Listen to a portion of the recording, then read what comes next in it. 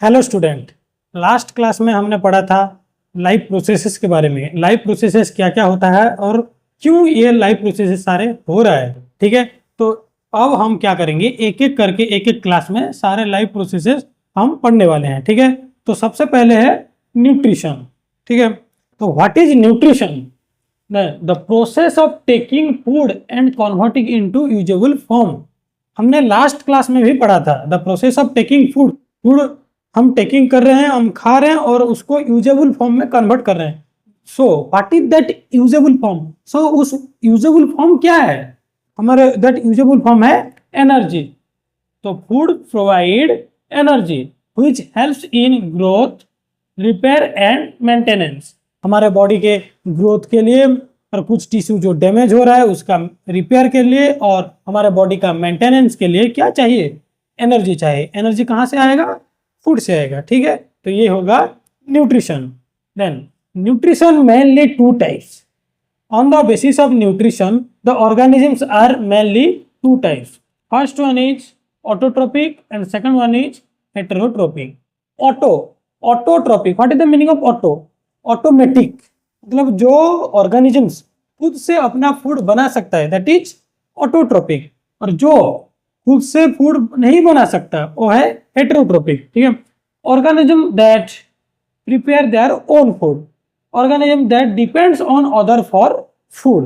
ठीक है, तो ऑटोट्रोपिक में food prepared from sunlight, carbon dioxide and water, यहीं से फूड प्रिपेयर्ड होता है। ठीक है, इसको हम फोटोसिंथेसिस भी बोलते हैं। ठीक है, तो ये कहाँ पे होगा? Green plants and some bacteria में क्या होता है? ऑटोट्रोपिक न्यूट्रिशन होता है। ठीक है, in case of heterotrophic organism देखो, the complex substance need to break down. मतलब हम हेटेरोट्रोपिक हैं कि नहीं, हम दूसरे के ऊपर निर्भर हैं फूड के ऊपर।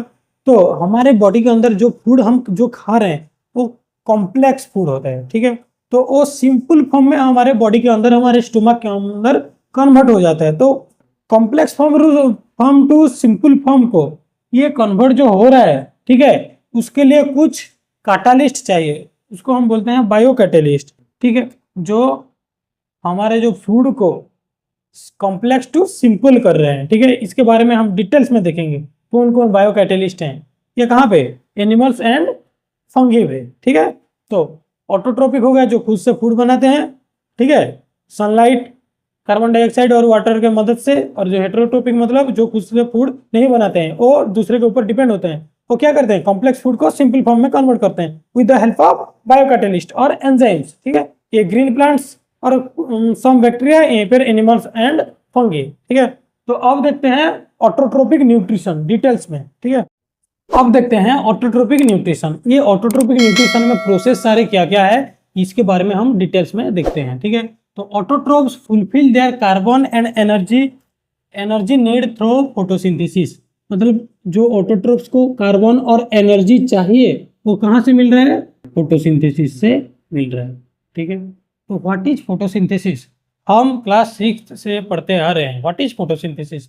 The process in which autotrophs takes in CO2 and H2O in presence of sunlight and chlorophyll to produce carbohydrate। मतलब हम ऑटोट्रोप्स क्या यूटिलाइज कर रहे हैं? CO2 and H2O in presence of sunlight and chlorophyll and produce carbohydrate। तो इसको हम बोलते हैं फोटोसिंथेसिस। तो फोटोसिंथेसिस में प्रोड्यूस क्या हो रहा है? कार्बोहाइड्रेट। कार्बोहाइड्रेट हमें क्या प्रोवाइड करेगा? एनर्जी। अगर कार्बोहाइड्रेट एक्सेस प्रोड्यूस हो गया, ठीक है, अगर कार्बोहाइड्रेट एक्सेस प्रोड्यूस हो गया तो वो क्या हो जाता है? स्टोर हो जाता है। स्टोर, ये कौन सा फॉर्म में स्टोर होता है? Starch and glycogen.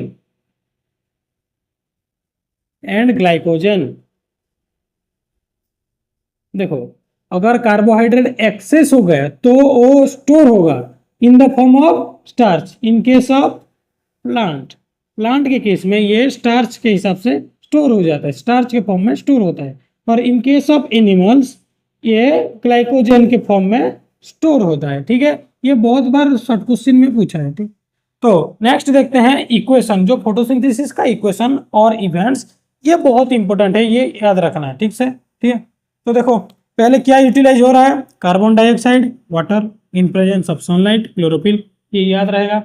ये प्रोड्यूस हो रहा है क्या, C6H12O6, इसको बोलते हैं हम ग्लूकोज।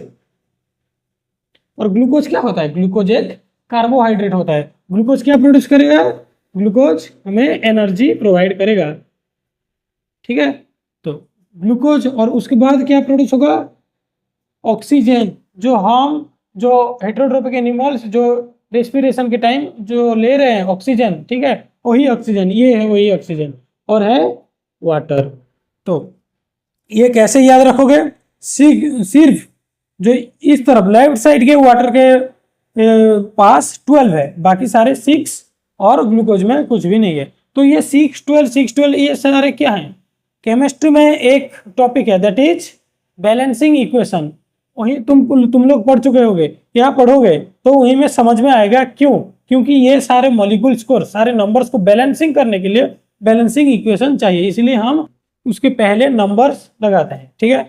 तो इसका इवेंट सारे क्या है हम डिटेल्स में देखें। देखो, first one is absorption of light energy by chlorophyll. ये लीव्स है, अगर लीव्स के अंदर ये क्लोरोफिल, इतना बड़ा तो नहीं होता है, तुम समझने के लिए मैं बोलता हूँ, अगर लीव्स के अंदर ये क्लोरोफिल है तो फर्स्ट इफ सन से लाइट एनर्जी एब्जॉर्ब होगा, तो absorption of light energy by chlorophyll, ये हो गया फर्स्ट स्टेप, ठीक है। Then conversion of light energy to chemical energy, ये सेकंड स्टेप, मतलब लाइट एनर्जी तो इसके पास आ गया, हाँ कि नहीं, तो light energy to chemical energy, conversion of light energy to chemical energy, ये हो गया सेकंड स्टेप। और सेकंड स्टेप में क्या होता है, स्प्लिटिंग ऑफ वाटर, जो वाटर रूट से, जो सॉइल से रूट के रास्ते में जो आता है ऊपर, ठीक है, ये वाटर टूट जाता है यहीं पे, कैसे देखते हैं, यहीं पे वाटर है, ये टूट के हाइड्रोजन और ऑक्सीजन में कन्वर्ट हो जाएगा, ठीक है। तो ये हो गया हमारा सेकंड स्टेप। सेकंड स्टेप क्या है, conversion of light energy to chemical energy and splitting of water, ये हो गया हमारा सेकंड स्टेप, ठीक है। Last one, reduction of carbon dioxide to carbohydrate. जो लीव्स एटमोस्फेयर से क्या इंटेक करता है, कार्बन डाइऑक्साइड इंटेक करता है, हाँ कि नहीं, कार्बन डाइऑक्साइड लेता है लीव्स, तो ये कार्बन डाइऑक्साइड से क्या कन्वर्ट हो रहा है, कार्बोहाइड्रेट, मतलब ग्लूकोज। देखो यहीं पर लिखा है रिडक्शन, रिडक्शन क्या है, देखो तुम केमिस्ट्री में पढ़ोगे ऑक्सीडेशन एंड रिडक्शन। रिडक्शन मतलब अगर ऑक्सीजन तुम्हें छोड़ के जा रहा है या तुम्हारे पास हाइड्रोजन आ रहा है तो उसको हम बोलते हैं रिडक्शन। तो यहीं पे क्या होता है, जो यहीं पे जो हाइड्रोजन है, जो वाटर में स्प्लिट हो गए आया था, वो हाइड्रोजन CO2 के साथ मिलके कार्बोहाइड्रेट प्रोड्यूस कर रहा है, इसलिए बोला गया है कि reduction of carbon dioxide to carbohydrate, ठीक है। फिर से देखो, इवेंट्स अच्छे से याद रख लो। First one, conversion of light, first one that is absorption of light by chlorophyll. Next second one, conversion of light energy to chemical energy and splitting of water. Next third one, reduction of carbon dioxide to carbohydrate, ठीक है। ये सारे अच्छे से याद रखना, ठीक है। तो ये जरूरी नहीं है कि ये सारे event one by one immediately हो जाएगा, ऐसे जरूरी नहीं है, ये बाद में भी वन बाय वन बाद में भी हो सकता है, ठीक है, कुछ टाइम के भी बाद में भी हो सकता है, इमीडिएट ये जरूरी नहीं है कि एक साथ इमीडिएट वन बाय वन हो जाएगा, ठीक।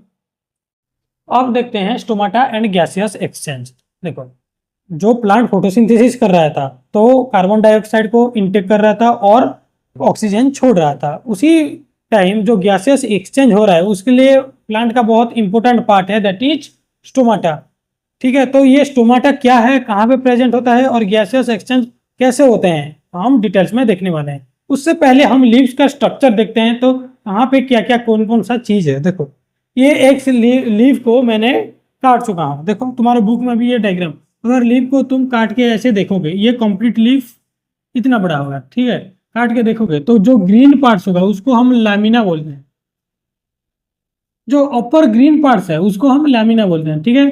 तो जो मिड में देखो, एक लीव्स तुम्हें दिखाता हूँ, ये एक लीव्स देखो, ये जो ग्रीन पार्ट्स को हम क्या बोल रहे हैं, लेमिना। यहीं पे जो मिडिल पार्ट, इसको हम बोलते हैं मिडरिब, ठीक है। और इसको इसको बोलते हैं वेन्स। देखो बहुत सारे वेन्स, ये मिडरिब हो गया और ये सारे वेन्स हैं, ठीक है, ये सारे वेन्स हैं। तो तुम्हारे बुक में ऐसे काट के इतना दिखाया है, ठीक है। ये इतना काट के दिखाया है तुम्हारे बुक में, इतना। तो इसके अंदर, जो मिडरिब के अंदर प्रेजेंट होते हैं जाइलेम एंड फ्लोएम। ये ऊपर फ्लोएम और नीचे जाइलेम, हम 9th क्लास में ये पढ़ चुके हैं, ठीक है। तो देखो, ये छोड़ो, तो इसके लामिना के ऊपर अगर जो ग्रीन लीव्स को मैं काट दूंगा तो ये कुछ थिकनेस है, देखो बहुत छोटा सा है। तो इसको हम डिटेल्स में माइक्रोस्कोपिक स्ट्रक्चर में देखते हैं, इसमें क्या क्या है, इसी छोटे से एरिया में क्या क्या है। सबसे ऊपर अपर इपिडर्मिस,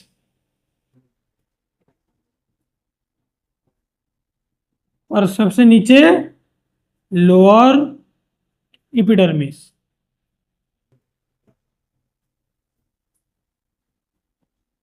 अपर इपिडर्मिस के ऊपर देखो एक क्यूटिकल प्रेजेंट है, दैट इज वॉक्सी क्यूटिकल। ये इतना मेजर नहीं है, हमारे इंपोर्टेंट है ये सारे। तो देखते हैं, ये सबसे पहले हो गया मेसोफिल सेल, इसको हम बोल रहे हैं मेसोफिल सेल। मेसोफिल सेल के अंदर प्रेजेंट होता है क्लोरोप्लास्ट। क्लोरोप्लास्ट, ठीक है, ये क्लोरोप्लास्ट में क्लोरोफिल प्रेजेंट होता है, ठीक है। ये हो गया मेसोफिल सेल, ये भी हो गया मेसोफिल सेल। और कुछ सेल ऐसे भी हैं, उसको हम बोलते हैं गार्ड सेल। जो लोअर पार्ट में क्या प्रेजेंट होता है, गार्ड सेल। उसी गार्ड सेल में क्या होता है, स्टोमाटा, एक पोर होता है, उसको हम स्टोमाटा बोलते हैं। देखो ये गार्ड सेल है, वही गार्ड सेल ये, ठीक है। उसी का जो पोर है, ठीक है, उसी का जो छोटा सा पोर, उसको हम बोल रहे हैं स्टोमाटा, इसको हम बोलते हैं स्टोमाटा। अब समझ में आया, हाँ कि नहीं। देखो पहले ये हो गया, लीव्स को हम काट के देख चुके हैं, जो काटने के बाद था उसका जो लेयर, उसी लेयर का डिफरेंट हम माइक्रोस्कोपिक स्ट्रक्चर देखें तो अपर इपिडर्मिस, लोअर इपिडर्मिस। तो इस ये सारे सेल्स मेसोफिल सेल हो गए। मेसोफिल सेल के अंदर क्लोरोप्लास्ट और एक डिफरेंट टाइप ऑफ सेल है, that is guard cell. Guard cell के जो पोर होता है उसको stomata. Stomata is the tiny pore on the surface of leaves. Leaves का सरफेस में ये बहुत टीनी टीनी छोटे छोटे पोर होते हैं, छोटे छोटे छिद्र, ठीक है, बहुत छोटे छोटे पोर, होल होते हैं, बहुत छोटे छोटे होल होते हैं, ठीक है, माइक्रोस्कोपिक, बहुत छोटे छोटे। तो also found on stem and other green parts, और कुछ स्टेम में और ग्रीन पार्ट्स में भी इसको ये मिलता है, ठीक है। Then function major site of gaseous exchange. तो ये जो स्टोमाटा, ये जो पोर है, ये जो होल है, ये गैसियस एक्सचेंज का मेजर साइट है, मतलब यहीं पे गैसियस एक्सचेंज हो रहा है, यही इसके अंदर ऑक्सीजन, कार्बन डाइऑक्साइड इनटेक हो रहा है और ऑक्सीजन निकल रहा है, ठीक है। हेल्प इन ट्रांसपीरेशन, ये क्या कर रहा है, ट्रांसपीरेशन। देखो एक नॉर्मल जो ग्रीन लीव्स होता है, ग्रीन लीव्स एक दिन में बहुत लीटर ऑफ वाटर ये एटमोस्फेयर को ट्रांसपीरेशन कर रहा है। क्यों? क्योंकि जो वाटर हमारे जो सरफेस में है, सॉइल में है, वो ऊपर जाके बाद में क्या होगा, रेन के हिसाब से वो फिर से बारिश हो जाएगा, हाँ कि नहीं। तो उसको हम जो वाटर वेपर, लीव्स के आउटर सरफेस में, सरफेस से जो वाटर निकलता है डेली, ठीक है, in the form of vapour, उसको हम बोल रहे हैं ट्रांसपीरेशन। तो what is transpiration? The loss of water in the form of vapour, loss of water in form of vapour,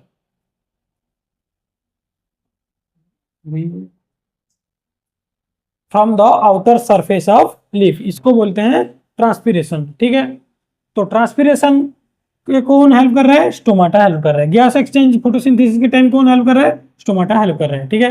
अब देखते हैं जो गार्ड सेल, ये दो तरफ, स्टोमाटा के दो तरफ क्या है? Guard cell.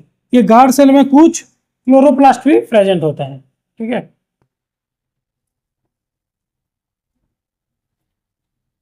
Specialised cell that is surrounded stomatal pour.